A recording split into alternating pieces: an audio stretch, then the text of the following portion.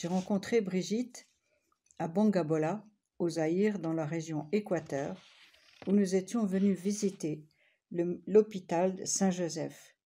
Cet hôpital comprend 250 lits et 25 centres de santé sur 10 000 km². Cet hôpital confié à la communauté du chemin neuf voyait Brigitte arriver comme médecin. Depuis, ses missions l'ont conduite au Tchad, au Brésil et maintenant à Tibérine, en Algérie.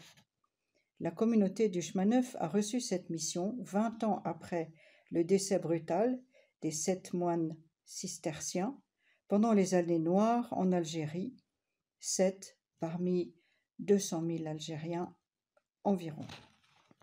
Brigitte est médecin, elle est aussi pilote d'avion, elle peut conduire une Alouette si besoin, une Alouette 2. Maintenant, je vais la laisser parler. Donc, je m'appelle Brigitte, je suis sœur consacrée dans la communauté du chemin neuf, consacrée à vie depuis 1991. Et après plus ou moins 20 ans en Afrique comme médecin, 11 ans au Brésil, plus au service des familles en grande vulnérabilité sociale, je suis arrivée maintenant, il y a 2 ans, en avril 2019, au monastère de Tibérine pour une autre vie. Les évêques d'Alger, Monseigneur Tessier d'abord, puis Monseigneur Desfarges, ont appelé la communauté à Tibérine, en fait pour différentes raisons. Les 2 principales, maintenir une vie de prière dans le monastère, et la deuxième, accueillir les visiteurs de plus en plus nombreux, malgré les 20 ans, plus de 20 ans passés. Actuellement, certaines fins de semaine, nous recevons 300, 400 visiteurs le vendredi, le samedi. Enfin, nous les recevions avant l'épidémie de Covid. Donc, Madame Covid nous a obligés à fermer les vendredis et samedis parce qu'il y avait beaucoup trop de visiteurs pour maintenir la sécurité. Ce sont 300, 400 personnes qui venaient le vendredi ou le samedi.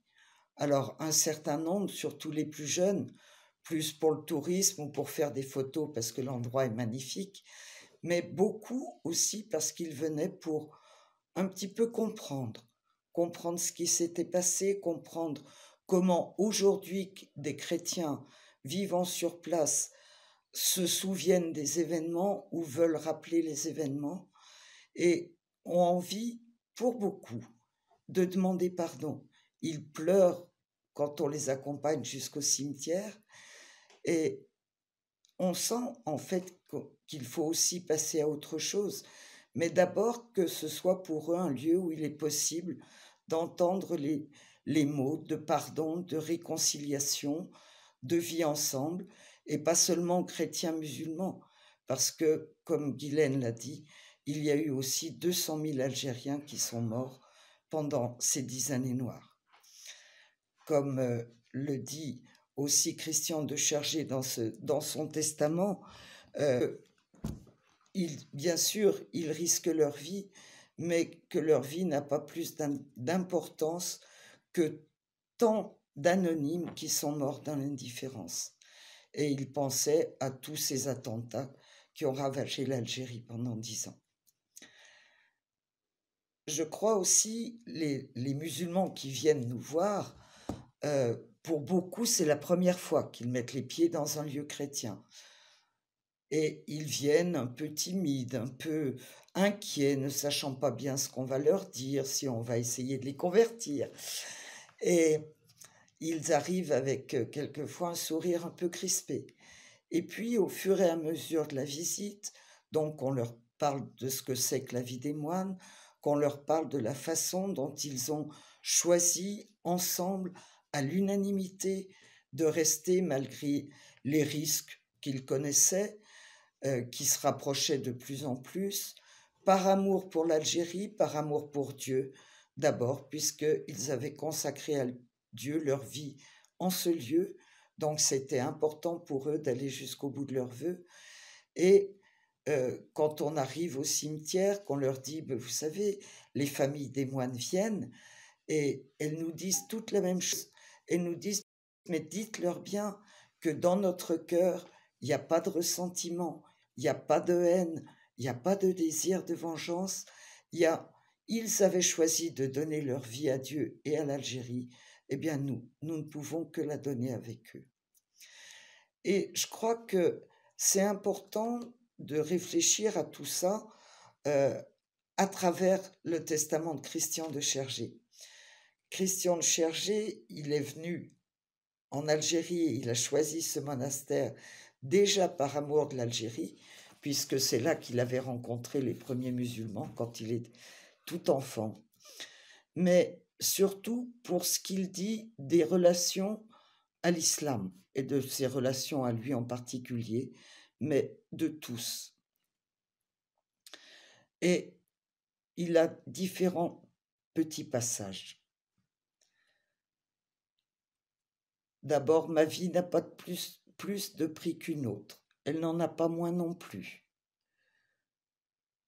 J'aimerais le moment venu avoir ce laps de lucidité qui me permettrait de solliciter le pardon de Dieu et celui de mes frères en humanité, en même temps que de pardonner de tout cœur à qui m'aurait atteint.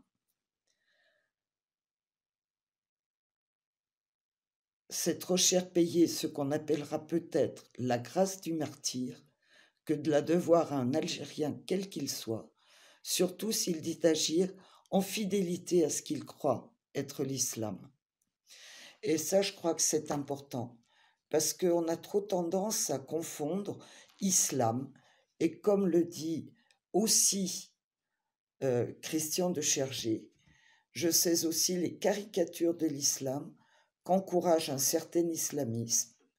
Il est trop facile de se donner bonne conscience en identifiant cette voie religieuse avec les intégrismes de ces extrémistes.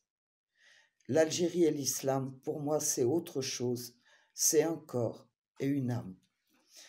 Et cette relation à l'islam, très chère au cœur de Christian, elle s'était concrétisée à Tibérine par des rencontres 2 fois par an d'un groupe qui s'appelait le Ribat es-Salam, le lien de la paix, qui existait depuis 20 ans au moment où les moines ont été enlevés. 2 fois par an, des chrétiens, des musulmans se retrouvaient pour réfléchir ensemble à la volonté de Dieu sur eux ensemble, chrétiens et musulmans. On parle beaucoup du vivre ensemble là-bas, et je crois que ça, c'était très important au cœur de Christian. C'est pour ça que lui et les 7 autres moines qui étaient au monastère avec lui avaient choisi de rester. C'est par fidélité à leurs vœux, fidélité à leur désir de partage, de vie ensemble avec leurs voisins et amis musulmans. Voilà, avec lequel, comme Christian l'écrit dans un livre, un en particulier qui une fois lui a demandé « Quand allons-nous à nouveau creuser notre puits ensemble ?» Et Christian lui avait demandé, un peu en plaisantant, « Et au fond du puits, est-ce qu'on va trouver l'eau de Dieu musulmane ou l'eau de Dieu chrétienne ?»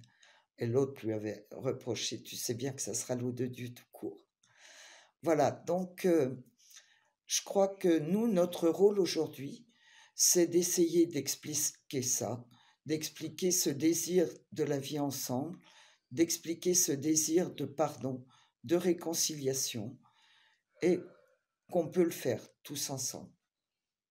Merci. Au revoir.